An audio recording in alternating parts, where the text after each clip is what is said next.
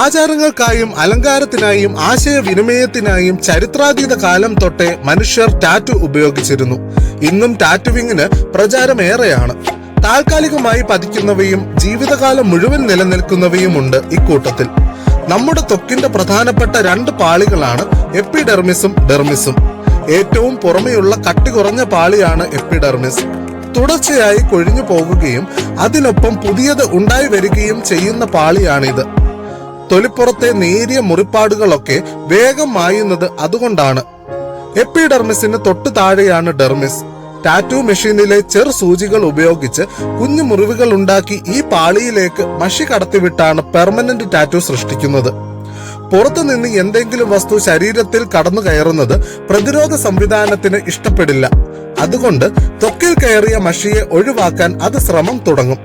ഇതിന്റെ ഭാഗമായി ടാറ്റു ചെയ്ത ഭാഗത്തെ എപ്പിഡെർമിസ് ഇളകിപ്പോകും. കൂടെ അതിൽ പറ്റിയ മഷിയും. ബാക്കി മഷി മുഴുവനും ഡെർമിസിന്റെ മുകളിലെ പാളിയിലായിരിക്കും ഉണ്ടാകുക. മുറിവുകളിൽ ഹീലിംഗ് സമയത്ത് സംഭവിക്കുന്നത് പോലെ ടാറ്റു ചെയ്തപ്പോൾ ഉണ്ടായ ചെറിയ മുറിവുകളിലും കണക്റ്റീവ് ടിഷ്യൂകൾ ഉണ്ടായി വരും. അങ്ങനെ ഡെർമിസിലെ മുറിവുകൾ ഭേദമാകും. അതോടെ മഷി എപ്പിഡെർമിസിന്റെയും ഡെർമിസിന്റെയും അതിർത്തിക്ക് തൊട്ടു താഴെയുള്ള ഒരു പാളിയിൽ എന്നേക്കുമായി കുടുങ്ങും. ത്വക്കിന്റെ ഉപരിതലത്തിൽ നിന്ന് 1 മുതൽ 3 വരെ മില്ലിമീറ്റർ ആഴത്തിൽ കിടക്കുന്ന ഈ മഷി എപ്പിഡെർമിസിലൂടെ കാണാനും സാധിക്കും. പക്ഷേ എത്ര സോപ്പ് തേച്ച് കഴുകിയാലും ഇത് മായില്ല.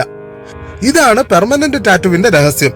എന്നാൽ പ്രായം കൂടുമ്പോൾ ടാറ്റുവിന് മങ്ങൽ സംഭവിക്കാറുണ്ട്. കാലക്രമേണ മഷി ഡെർമിസിന്റെ താഴത്തെ പാളികളിലേക്ക് ഇറങ്ങുന്നതാണ് ഇതിന് കാരണം.